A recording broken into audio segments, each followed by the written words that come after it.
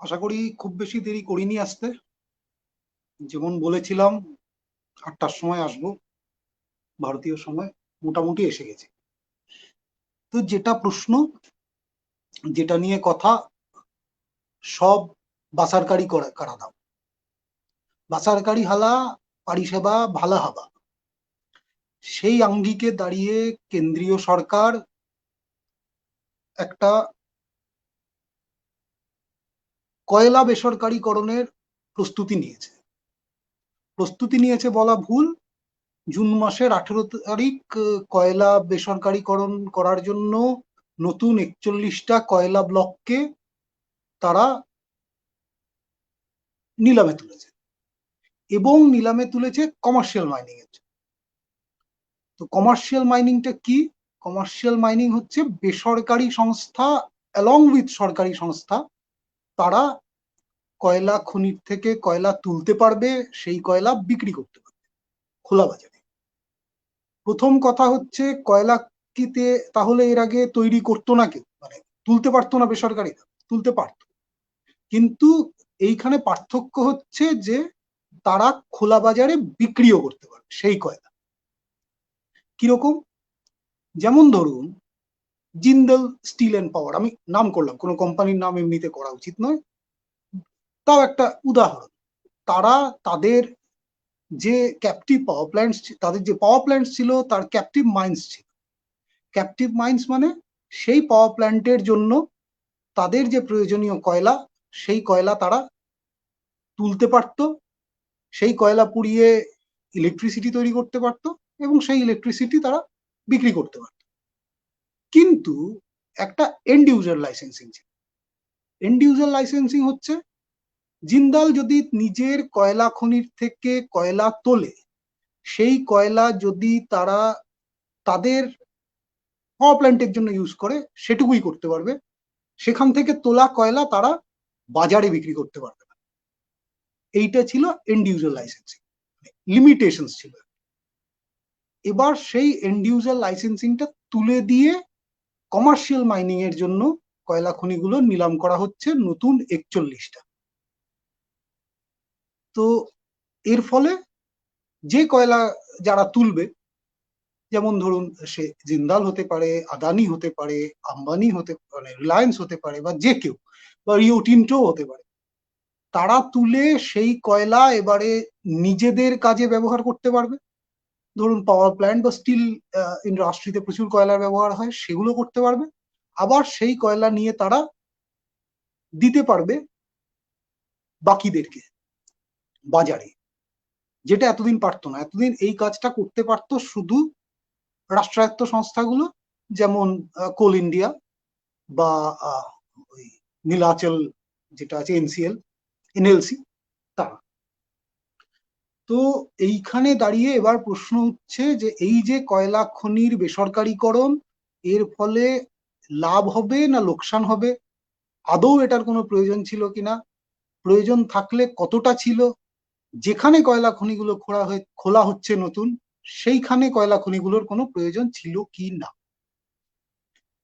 41টা কয়লা খনি, যার 11টা মধ্যপ্রদেশে, 3টে করে ছত্তিশগড়, ঝাড়খণ্ড আর উড়িষ্যাতে, এই 9টা করে ছত্তিশগড়, ঝাড়খণ্ড, উড়িষ্যাতে, আর মহারাষ্ট্রে 3টে।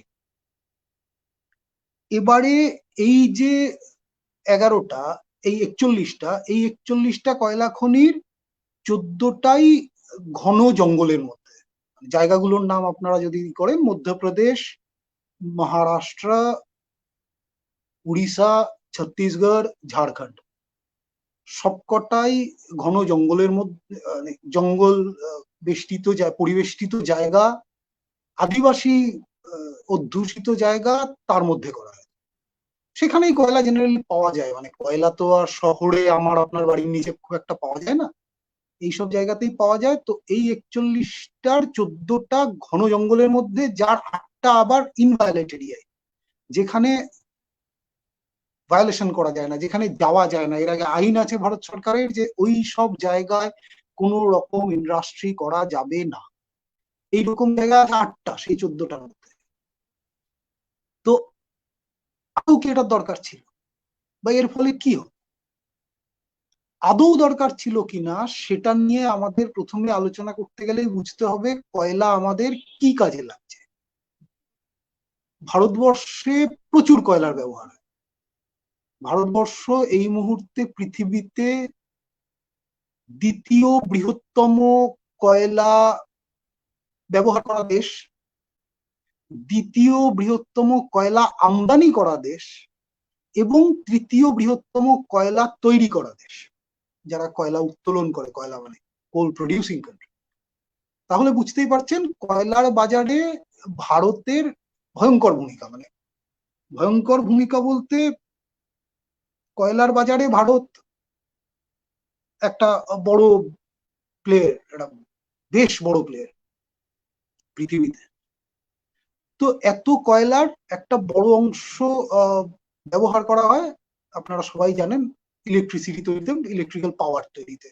ভারতবর্ষে এই মুহূর্তে প্রায় 80% to 85% পাওয়ার, আমার এক্স্যাক্টলি পার্সেন্টেজটা এক্ষুনি মনে নেই, আমি যে কোনো সময় মানে নট লেস দেন 78%, 80%-এর আশেপাশে পাওয়ার এই মুহূর্তে ভারতবর্ষে কয়লা পুড়িয়ে বা কোল ফায়ার্ড পাওয়ার প্ল্যান্ট থেকে তৈরি করা হয়।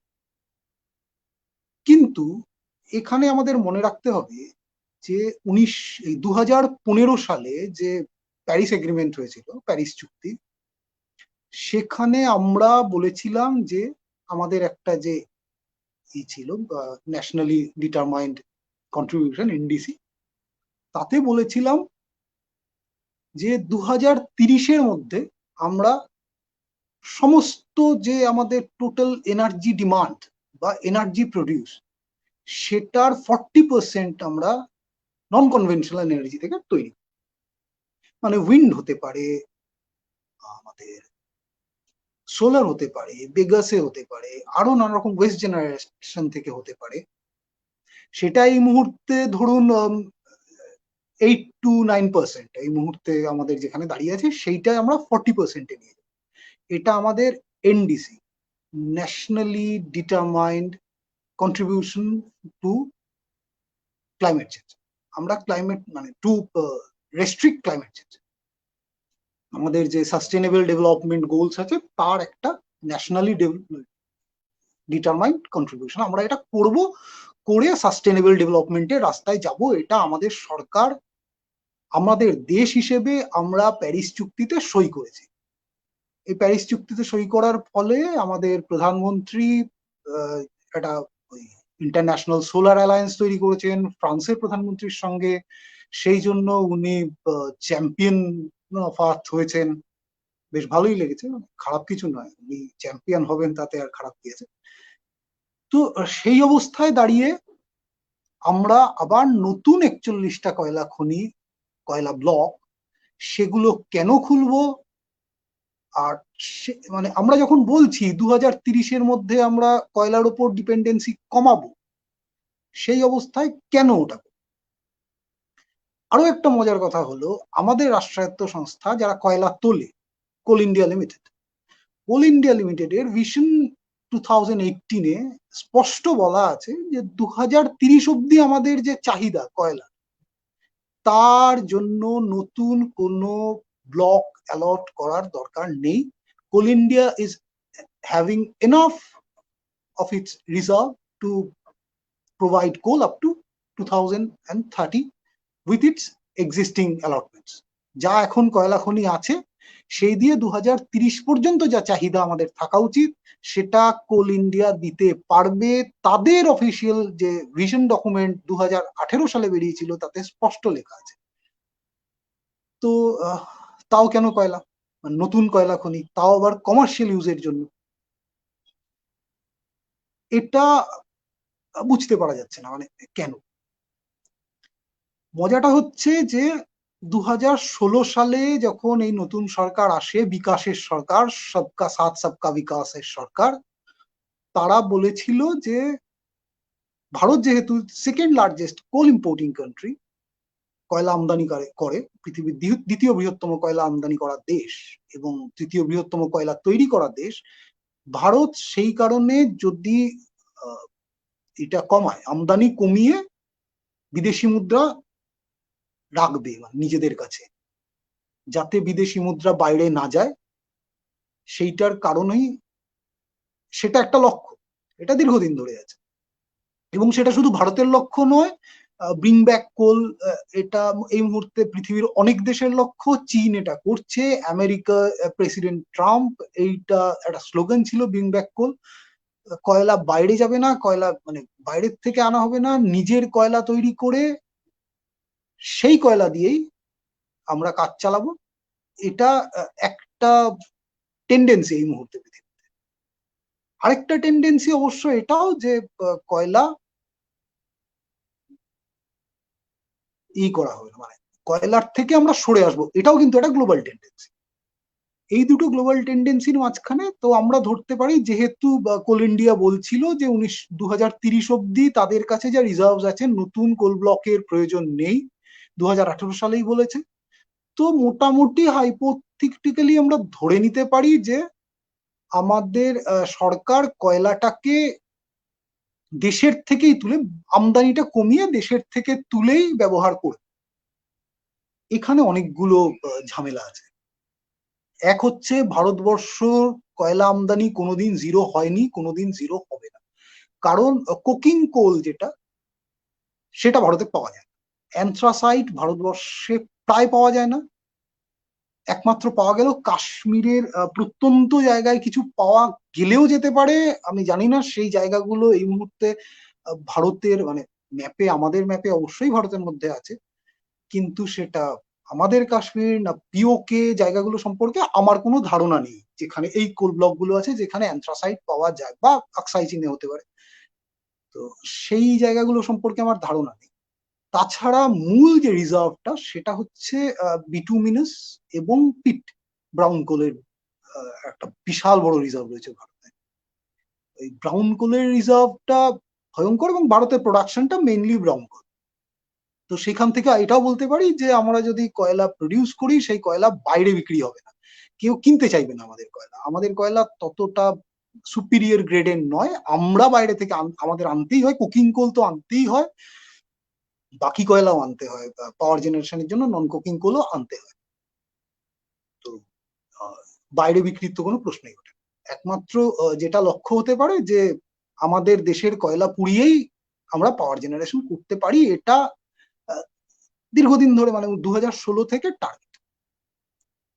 এবারে আমাদের দেশে প্রথমে বললাম কয়লার কোয়ালিটি খুব একটা ভালো নয়, বিটুমিনাস কয়লা বা পিট বা ব্রাউন কোল এই ধরনের কয়লা পাওয়া যায়। সেই কয়লা পুড়িয়ে ইলেকট্রিসিটি জেনারেশনের একটা সমস্যা আছে। সমস্যাটা মূল হচ্ছে পলিউশন। প্রচুর ফ্লাই অ্যাশ তৈরি হয় এই কয়লাটা পুড়িয়ে, কারণ ইম্পিউরিটিস বেশি, যত ইম্পিউরিটিস তত ছাই। কয়লা যত পিওর হবে তত কম ছাই হবে, কার্বনটা পুড়ে যাবে। এই যে ইম্পিউরিটিস তৈরি হয়, এই ইম্পিউরিটিস এর অনেক এটাকে আটকানো যায় কি করে? এক হচ্ছে কোল ওয়াশ করে, কয়লা ধুয়ে। এবার এই কয়লা ধোয়ার যে বিটুমিনাস ওয়াশিং এর যে প্রসেসটা, সেটা ভয়ঙ্কর এক্সপেন্সিভ। এবং এইটা হচ্ছে কি হচ্ছে না, এই নিয়ে বহু বিতর্ক আছে, যে কোল ওয়াশ হবে, কতটুকু করতে হবে। আমাদের এনভায়রনমেন্ট ক্লিয়ারেন্স লতে নানা রকমের এই নিয়ে ঝামেলা আছে, যে কোল ওয়াশ ম্যান্ডেটরি কি ম্যান্ডেটরি নয়।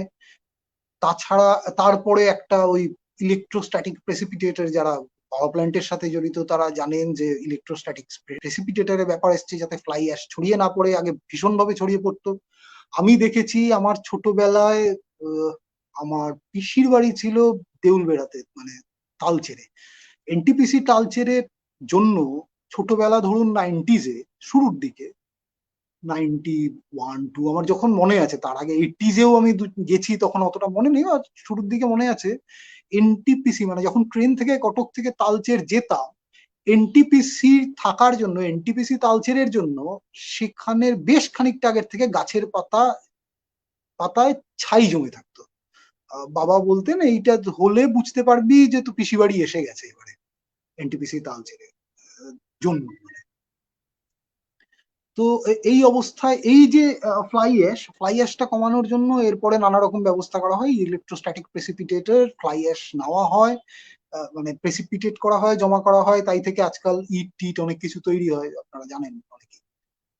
তো এইভাবে মোটামুটি আটকানো গেছে, কিন্তু সেটা ইট তৈরি মানে সেটা একটা ব্যবসা। যত থার্মাল পাওয়ার প্ল্যান্টে, কোল ফায়ার পাওয়ার প্ল্যান্টে যত ফ্লাই অ্যাশ তৈরি হয়, সেই ফ্লাই অ্যাশ দিয়ে একটা তার বাই প্রোডাক্টের ব্যবসা হয় রীতিমতো।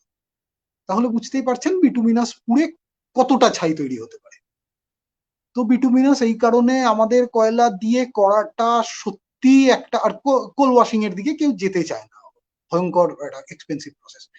তো আমাদের দেশের কয়লা পুড়িয়ে কাজ করাটা মানে চালানোটা আমাদের পরিবেশের জন্য ভালো নয়, এটা এইখান থেকেই বোঝা যায়। যে তার থেকে বিদেশ থেকে ভালো উন্নত মানের কয়লা এনে, মানে একে তো আমরা বলছি কয়লার ডিপেন্ডেন্সিটাই কমিয়ে দেব, পুরো যে এনার্জি ডিমান্ড তার 30% আমরা রিনিউয়েবল এনার্জি বা নন কনভেনশনাল এনার্জি থেকে করব 2030-এর মধ্যে, আর বাকিটুকু এই এমনিতেই কমে যাচ্ছে কয়লার ব্যবহার, এবং তাতে আমরা যা প্রডিউস করছি তাতে কোল ইন্ডিয়া বলছে it is they have enough reserve for next 10 years, তখন বলছে 12 years।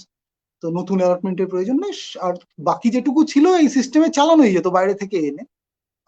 খুব অসুবিধা হতো বলে মনে হয় না, মানে যেহেতু আমরা একদম বন্ধ তো করতেই পারবো না, নন কুকিং কোল, আমাদের কুকিং কোল নেই আমাদের কাছে, একদম বন্ধ করবোই বাকি। এইটা প্রথম প্রশ্নে যে এটা না করলেও হতো হয়তো। এবার হচ্ছে জায়গাগুলো কোথায়। জায়গাগুলো কোথায় বলতে গেলেই যেটা বলতে হবে যে ওই 41টা, 11টা মধ্যপ্রদেশে, 4টে এই 3টে মহারাষ্ট্রে, 9টা করে উড়িষ্যা, ঝাড়খণ্ড, ছত্তিশগড়ে, তার 14টা আবার বলেছিলাম গভীর জঙ্গলের মধ্যে। প্রত্যেকটা জায়গায় আদিবাসী অধ্যুষিত গভীর জঙ্গল। নোগো এরিয়াতে 8টা, মানে এই 41টা কয়লা খনি খুললে ভয়ঙ্কর ভাবে জঙ্গল কাটা পড়বে, আদিবাসী উচ্ছেদ হবে, এটা মানে জায়গাগুলো শুনেই বলে দেওয়া যাচ্ছে।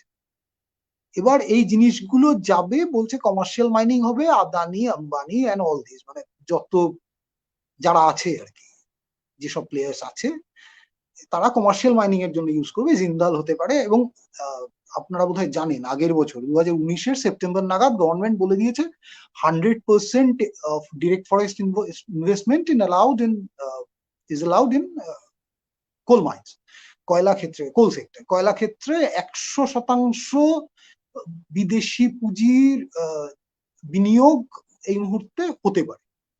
তো সেক্ষেত্রে বড় হাউস যেগুলো মাইনিং হাউস, রিও টিন্টো থেকে শুরু করে আরো যত বড় বড় আছে তারাও যোগদান করতে পারে, তারাও কয়লা বিক্রি করতে পারে। তো যেরাই করুক তাতে জঙ্গল কাটা পড়বেই, আর আদিবাসী উচ্ছেদ হবে। আর সেই কয়লা পুড়িয়ে, এখানকার কয়লা পুড়িয়ে যদি আমরা জেনারেশনে যাই তাহলে আমাদের যাকে বলে ইয়ে হবে, পরিবেশেরও ক্ষতি হবে, তিনটেই হচ্ছে। তবু আর দরকার নেই, তাও এটা হচ্ছে। এবারে দেখা যাক যে তাহলে সেটাও মানলাম যে ঠিক আছে সরকারের একটা ভূমিকা আছে, সরকার বাইরের ইনভেস্টমেন্টও আনছে।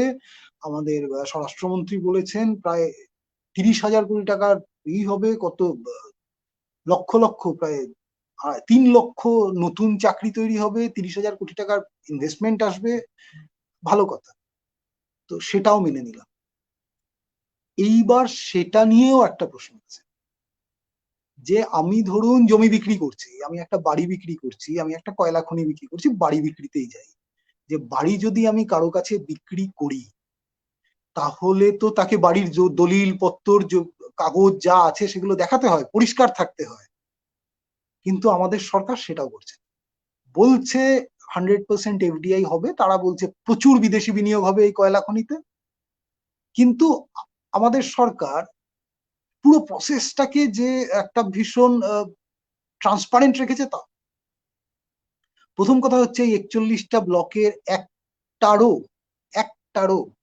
দায়িত্ব নিয়ে বলছি, একটারও এনভায়রনমেন্ট ক্লিয়ারেন্স, যেগুলো জঙ্গলে আছে তার ফরেস্ট ক্লিয়ারেন্স, এবং যেহেতু জায়গাটা মূলত আদিবাসী অধ্যুষিত এলাকা তাই জন্য সেখানকার মানুষের ক্লিয়ারেন্স, যেটা ফরেস্ট রাইট অ্যাক্ট আর কি, আদিবাসীদের জঙ্গলের অধিকার, এই তিনটের একটারও ক্লিয়ারেন্স নেই। এই 41টা ব্লকের একটা ব্লকেরও সেই ক্লিয়ারেন্স নেই। তো এইখানে দাঁড়িয়ে সরকার তো বিক্রি করছে, নিলাম করছে। বিদেশি যে কোম্পানিগুলো আছে, আবার দায়িত্ব নিয়ে বলছি, যারা বিদেশি বড় প্লেয়ার, তারা এই ধরনের ক্লিয়ারেন্স ছাড়া জমিতে কখনো কয়লা খনি খুলতে আসবে না। এরা কেউ আসবে না। তারা একটা বিষয় এই মুহূর্তে খুব সচেতন, যে এসে এখানে নতুন করে সমস্যার সামনে ব্যবসা করতে এসে ঝগড়াঝাটি কেউ করে না। একটা বড় উদাহরণ, এর ভারতবর্ষের একটা বড় উদাহরণ আছে, বেশি দিন আগের নয়, 2013 থেকে শুরু করে 2015 অব্দি চলেছিল। মোদী সরকার এসে বন্ধ করেন বিষয়টাকে, এই আন্দোলনটাকে একদম ভেঙে দেন। তারপরেও কাজটা যদিও করে উঠতে পারেননি। সেটা হচ্ছে মধ্যপ্রদেশের মহান কোল ব্লকের মুভমেন্ট, যেটা এসআর এনার্জি ছিল। এসআর এনার্জির সঙ্গে জয়েন্ট ভেঞ্চার ছিল, তারা কয়লা আনতে এসেছিল। সেখানে ভয়ঙ্কর আদিবাসী মুভমেন্ট হয়, আন্দোলন হয় আদিবাসী উচ্ছেদের বিরুদ্ধে, পরিবেশ বাঁচানোর জন্য, মহানের জঙ্গল বাঁচানোর জন্য ভয়ঙ্কর আন্দোলন হয়। তাতে অনেক ঘটনা ঘটে, আপনারা হয়তো অনেকেই জানেন। প্রিয়া পিল্লাই লন্ডনে যেতে গেছিলেন ব্রিটিশ পার্লামেন্টের সামনে এসআর এর জন্য, ব্রিটিশ পার্লামেন্টের আমন্ত্রণে এসআর এর বিপক্ষে এই মহান কোল ব্লক নিয়ে তাদের সামনে বক্তব্য রাখার জন্য। তাকে যেতে দেওয়া হয়নি। মুম্বাই এয়ারপোর্ট থেকে সকাল 10টা নাগাদ তাকে ডিবোর্ট করানো হয় ফ্লাইট থেকে, অনেককে ডিটেন করা হয়, সেডিশনের চার্জ দেয় নতুন গভর্নমেন্ট। তখন মোদী গভর্নমেন্ট সবে এসেছে, সেডিশন তখনও কানাইয়া বা ওদের ওই উমর খালিদ আর ওই এদের দেওয়ার মতো অত তারপরে জনপ্রিয় হয় সেডিশনটা, কিন্তু তখন থেকে দিয়েছিল। প্রিয়া পিল্লাইদের সেডিশন দেয়, গ্রিন পিসের অ্যাকাউন্ট সিজ করে, অনেকগুলো সংগঠনের অ্যাকাউন্ট সিজ করে, তাদের কর্মকাণ্ড সিজ করে। এটা 2014, যদিও আমাদের তখন খেয়াল নেই, মোদী সরকার নিয়ে আমরা তখন খুব ব্যস্ত, সবকা সাথ সবকা বিকাশ। তো এগুলো তখন হয়েছিল, কিন্তু এসআর তারপরে আর মহানে নতুন কয়লা খনি খুলতে আসেনি। বাইরের কোম্পানিজ গুলো যেগুলো আসবে, তারা এই ইতিহাস জানে তারা যে এরকম ক্লিয়ারেন্স ছাড়া, এরকম ভারত সরকারের লিগেসি আছে এরকম দুম করে ডেকে দেওয়ার, তারপরে ঝামেলা হলে ভারত সরকার সামলাতে পারবে না। ইনফ্যাক্ট পারবে না, গণ আন্দোলনের সামনে সামলানো সম্ভব নয়। অনেক সময় হয়তো হয়, কিন্তু অনেক উদাহরণ ভারতেও আছে, চিপকো থেকে শুরু করে মহান অব্দি অনেক উদাহরণ আছে যে পারেনি শেষ পর্যন্ত সরকার। আজ পর্যন্ত এই কয়লা খনি নিয়ে 26টা গুলি চালানোর ঘটনা ঘটেছে ভারতবর্ষে, 11 জন না 12 জন মারা গেছে শুধুমাত্র কয়লা খনি বিষয়। ভয়ঙ্কর সব হয়েছে, ডেমনস্ট্রেশন হয়েছে, বহু জায়গায় বন্ধ হয়েছে, বহু জায়গায় বন্ধ না হলেও ঠিক মতো চলতে পারেনি। তো বাইরের কয়লা খনি আসার যেহেতু কাগজপত্র নেই, বাইরের কয়লা কোম্পানি আসার খুব বেশি সম্ভাবনা নেই। তাহলে কারা? তাহলে তারা যাদের এইসবে যায় আসে না, যাদের এইসবে যায় আসে না তারা কারা? একটা নাম আমি খুব স্পেসিফিক্যালি নিচ্ছি, নামটা নেওয়ার জন্য আমার কিচ্ছু যায় আসে না, সেটা হচ্ছে গৌতম আদানি, আদানি গ্রুপস। তারা করবেই। তারা অস্ট্রেলিয়াতে গ্রেট ব্যারিয়ার রিফ ভেঙে কয়লা তুলতে উদ্যত, তো ভারতবর্ষে তারা যে কোনো জায়গায় ছত্তিশগড়ের ওই মন্দ ক্যাচমেন্ট এরিয়ায় কয়লা তুলতে, বা ওই ইসের পাশে আমাদের তাড়োবা আন্ধারি টাইগার রিজার্ভের পাশে কোলারাতে কয়লা তুলতে তাদের হাত কাঁপবে না, এটা ঘটনায়। আর সরকার তাদের সাহায্য করে, এটাও আমরা জানি। তো এই এরাই আলটিমেটলি পাবে, বাইরের কোম্পানিজ গুলো আসবে না। এরা জানে, এরা কয়লার নিলাম হয়ে যাওয়ার পরেও এরা যদি ক্লিয়ারেন্স নাও থাকে, এদের এই মুহূর্তে এই কনফিডেন্সটা আছে যে ভারতবর্ষের সরকার কয়লা খনি জন্য যা প্রয়োজনীয় ক্লিয়ারেন্স সেটা এদেরকে দিয়ে দিতে পারবে। কোথা থেকে কনফিডেন্স আসে আপনারাও জানেন, আমিও জানি, সবাই মোটামুটি এই মুহূর্তে জানি যে গৌতম আদানি বা মুকেশ আম্বানি বা জেএসডব্লিউ জিন্দাল বড় ভাই বা ছোট ভাইও, মানে এদের কোনো দল থাকে না। ছোট ভাই কংগ্রেসের এমপি ছিলেন মানে এই নয় যে উনি বিজেপির সমর্থন নেবেন না, জেএসপিএল ও হতে পারে। জেএসডব্লিউ জেএসপিএল এই কোম্পানিজ গুলোরই চান্সেস আছে এই নতুন 41টা ব্লকের বেশিরভাগ কয়লা খনি পাওয়ার। তো সেই অবস্থায় তারা কি করতে পারে? তাহলে আদিবাসী উচ্ছেদ নিয়ম কানুন কিছু মানবে না, কদিন আগেই তালাবিরা দেখেছেন, কিছু মাস হলো তালাবিরার ঘটনা ঘটেছে। তালাবিরাতে অবশ্যই গৌতম আদানির এনএলসির ছিল, এনএলসির অ্যালটমেন্ট ছিল, কিন্তু ওই ছিলেন মানে এনএলসির থেকে সাবে ছিলেন গৌতম আদানি, যেটাকে বলে আর কি NMD, mining operation development, MDO, mining development and operator, mines development and operator, তিনি গৌতম আদানি ছিলেন। অ্যাকচুয়ালি ওটা মানে এনএলসির যদিও নীলাচলের ওদের মানে এটা একটা রাষ্ট্রায়ত্ত সংস্থা, তাদের যদিও অ্যালটমেন্টটা ছিল, তারা মালিক, কিন্তু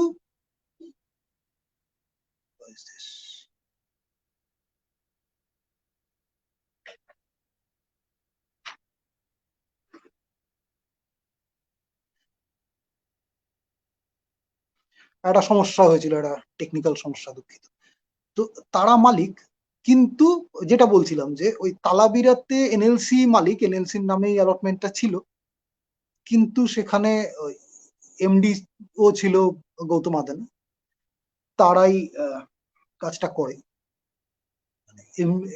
তাদের জন্যই, তারাই আলটিমেটলি মাইন তৈরি করা থেকে বিক্রি করা অব্দি সবটা করে with the licence of NLC. এবারে এমডিও বিষয়টাও কিন্তু একটা বেশ জটিল বিষয়, মানে এমনটা নয় যে এতদিন লাইসেন্সিং ছিল, কোনো বেসরকারি কোম্পানি বাইরে কয়লা বিক্রি করতে পারতো না, শুধু রাষ্ট্রায়ত্ত সংস্থাগুলো করতো মানেই কোনো বেসরকারি কোম্পানি বাইরে কয়লা বিক্রি করতো না, এমন নয়।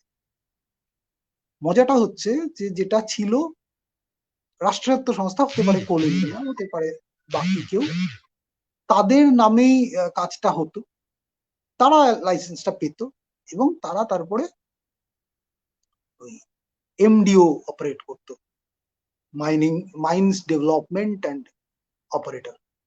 সেটা কোনো মানে বেসরকারি সংস্থাকে অপারেট দিত, কখনো মানে বিভিন্ন বেসরকারি সংস্থাকে সেইগুলো দেওয়া হতো। তো মাইনটা চালাতো সেই বেসরকারি সংস্থায়, সমস্ত যা ক্লিয়ারেন্স লাগে সেগুলো জোগাড় করার দায়িত্ব সেই এমডিওস গুলোর ছিল, বিক্রিও তারাই করতো, মুনাফাও তাদের, তারা একটা পার্সেন্টেজ ওই এমডিও পাওয়ার জন্য যেটা ফিজ, সেটা ওই রাষ্ট্রায়ত্ত সংস্থাদের দিয়ে দিত। ব্যবসাপাতি চলছিল, ভালোই চলছিল, খারাপ তো চলছিল না, প্রচুর মাইন্স আছে।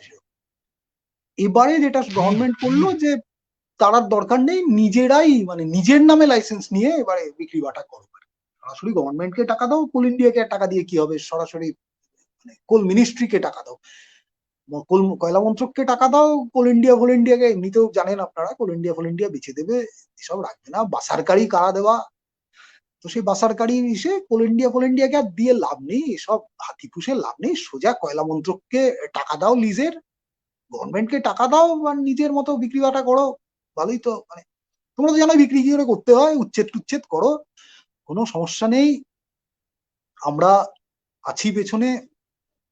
এনভায়রনমেন্ট ক্লিয়ারেন্সটা তো কোনো ইস্যুই না এখন আর, নতুন ড্রাফট নিয়ে চলে এসেছি আমরা ইআইএ নিয়ে, তাতে পোস্ট ফ্যাক্টো ক্লিয়ারেন্স দেবো আমরা, তোমরা কয়লা খনি চালু করে দাও, তার 10 বছর পরে ক্লিয়ারেন্স নিও, শুধু একবার বলে দিও সরি ভুল হয়ে গেছে, একবার ক্লিয়ারেন্স দিয়ে দিন, 10 বছর এমনি 10, 12, 20 বছর তো চালিয়ে দিতে পারো, কয়লা ফয়লা তুলে চলে যাও।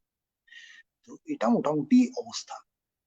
এর ফলে এক তো এনভায়রনমেন্টের সমস্যা হবে, আপনারা দেখতেই পাচ্ছেন, নোগো এরিয়ায় একটা ভয়ঙ্কর ঝামেলা হবে, সেটা দেখতেই পাচ্ছেন, মানে জঙ্গল টঙ্গল কেটে ফেলবে, জায়গাগুলো বলেই দিলাম, 8খানা নোগো ইনভ্যালিড এরিয়ার মধ্যে 3টে টাইগার রিজার্ভ, আপনারা যারা অনেকেই বাঘ টাগের ছবি টবি তোলেন, বাঘ টাগ দেখেন, এবং জঙ্গলগুলো খুব বিখ্যাত সব জঙ্গল, একটা তো তাড়োয়া আন্ধারি, প্রচুর ছবি আসে সেন্ট্রাল ইন্ডিয়ার বাঘের ছবি, তার 10 কিলোমিটারের মধ্যে কোলারাতে একটা ব্লক আছে, মধ্যপ্রদেশে এমন জায়গায় ব্লক আছে, সেটা বান্ধবগড়, আরেকটা ভয়ঙ্কর ফেমাস, একটা ভীষণ ফেমাস একটা টাইগার হ্যাবিটেট, বান্ধবগড়ের করিডোর এরিয়াতে ব্লক আছে, ছত্তিশগড়ের ব্লক আছে অচানকমার টাইগার রিজার্ভের করিডোর এরিয়াতে, এছাড়া মানদের ক্যাচমেন্ট এরিয়াতে তো আছেই। ঝাড়খণ্ডের অবস্থা তাই, 9টার মধ্যে 7টা ইনভ্যালিড এরিয়াতে, সবকটাই জঙ্গলের মধ্যে। উড়িষ্যাতে 9টার মধ্যে একটা ইনভ্যালিড, কিন্তু সবকটা জঙ্গলের মধ্যে, এবং প্রত্যেকটা জায়গায় আদিবাসী অধ্যুষিত। আদিবাসীদের তোলা হবেই। ক্লিয়ারেন্স নিয়ে সরকারের কিছু যায় আসে না, কোম্পানিজ গুলোরও যায় আসে না। তো এই হচ্ছে অবস্থা। তো এই মানে আদিবাসী উচ্ছেদ হবে, পরিবেশ নষ্ট হবে, জঙ্গল কাটা হবে, তারপরেও পুরো বিষয়টার মধ্যে কোনো ট্রান্সপারেন্সি থাকবে না। ট্রান্সপারেন্সি না থাকায় যারা পাবে, মানে যারা পাবে তারা সরকারের পছন্দের লোক। কেন পছন্দ আপনারাও জানেন, তাদের হয়তো 2024 বা তার আগের ভোটে এটা ওটায় টাকা তাদের প্লেন চলবে, আমাদের সাহেব যাবেন।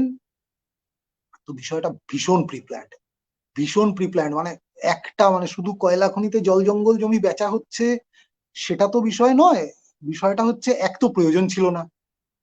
2030 অব্দি যখন আমরা, মানে কোল ইন্ডিয়া বলছে প্রয়োজন নেই, আমরা মানে সরকার বলছে প্রয়োজন নেই, তারপরেও একটা বাজে কারণে করা হচ্ছে। দ্বিতীয়, পরিবেশ নষ্ট হচ্ছে। তৃতীয়, আদিবাসীদের ভয়ঙ্কর উচ্ছেদ হবে। চতুর্থ, পুরো বিষয়টায় ট্রান্সপারেন্সি থাকবে না, ভয়ঙ্কর দুর্নীতি হতে চলেছে, ভয়ঙ্কর দুর্নীতি হতে চলেছে। কোলগেট কোলগেট করে এর আগে মনমোহন সিং সরকারের আমলে একটা, যেমন 2009 থেকে একটা বড় দুর্নীতি হয়েছিল, প্রায় 150-200 কোল ব্লক পরবর্তীকালে অ্যালোকেশন, যা অ্যালট করা হয়েছিল সেই অ্যালটমেন্ট গুলো ক্যান্সেল করে দেয় সুপ্রিম কোর্ট। তার থেকেও একটা বড় কিছু হতে চলেছে এবারে। তো আরো খুলে, মানে আরো সরাসরি একটা বড় দুর্নীতি হতে চলেছে, কেউ আটকানো নেই। সুপ্রিম কোর্টের উপর আর ভরসা করা যাচ্ছে না, এটাও দেখছেন। তো এই মোটামুটি কয়লা খনি নিয়ে বক্তব্য। তো আমি যেটাই করেছি, যেটুকু আমি বলতে পারলাম, মানে যেটুকু মোটামুটি আমি সহজ করে বলতে পেরেছি, আরো অনেক রকম আছে। আরেকটা বিষয় হলো, শুধু কয়লা খনি নয়, এইখানে একটা বড় সমস্যা হচ্ছে বাকি যে মাইন্স আছে। বাকি মাইন্স বলতে, যেমন ধরুন বক্সাইট হতে পারে অ্যালুমিনিয়ামের জন্য, আয়রন হতে পারে। এর আগে কয়লা খনির এই বিষয়টা কিন্তু আজকের থেকে হয়নি। যেমন ধরুন, কয়লা নিয়ে যে কয়লা খনির জন্য যে পরিবেশের ধার ধারবে না সরকার, সেটা অনেকদিন ধরে চলছে। কখনো সরকার বলছে একটা এক্সিস্টিং কোল ব্লকের 40% মানে বাড়তি ডেভেলপমেন্টের জন্য, ইনক্রিমেন্টের জন্য কোনো পাবলিক হিয়ারিং এর প্রয়োজন নেই। পাবলিক হিয়ারিং এর প্রয়োজন নেই, এটা সরকার সবকিছুতে বলছে। সবার আগে যে কথাটা বলছে, যে ডেভেলপমেন্টের জন্য পাবলিক হিয়ারিং এর প্রয়োজন নেই। আপনারা ইআইএ তেও দেখেছেন, ইআই এর নতুন ড্রাফটে পাবলিক হিয়ারিং এর প্রয়োজন যে নেই, সেটা নানাভাবে সরকার বলেছে। কখনো বলেছে 30 দিন থেকে কমিয়ে 20 দিন করা হবে পাবলিক হিয়ারিং এর সময়। বলছে বর্ডারের 100 কিলোমিটারের মধ্যে কোন রকম ডেভেলপমেন্ট প্রজেক্টে কোন রকম পাবলিক হিয়ারিং হবে না এনভায়রনমেন্ট ক্লিয়ারেন্সের জন্য। তো সেই রকমই এর অনেক দিন আগে, 2016 না 17, এরকম সময় সরকার বলে যে 40% ইনক্রিমেন্ট, এক্সিস্টিং কোল ব্লকের 40% ইনক্রিমেন্টের জন্য কোনো পাবলিক হিয়ারিং এর প্রয়োজন নেই, নোটিফিকেশন এনে আগেই এটা করে দিয়েছে।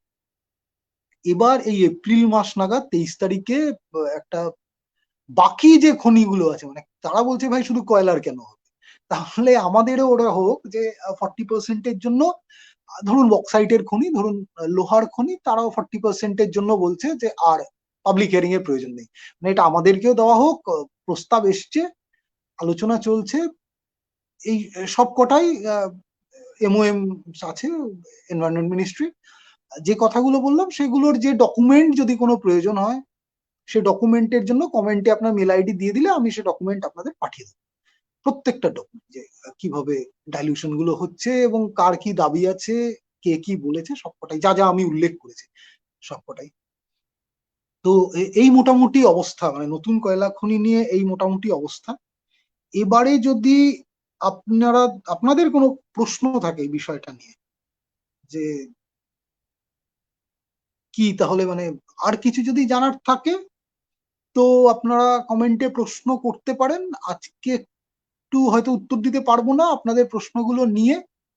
আমি খুব শিগগিরই আবার সেই প্রশ্নগুলোর উপরে এর কন্টিনিউশনে আবার একটা লাইভ করে উত্তর দেওয়ার চেষ্টা করব।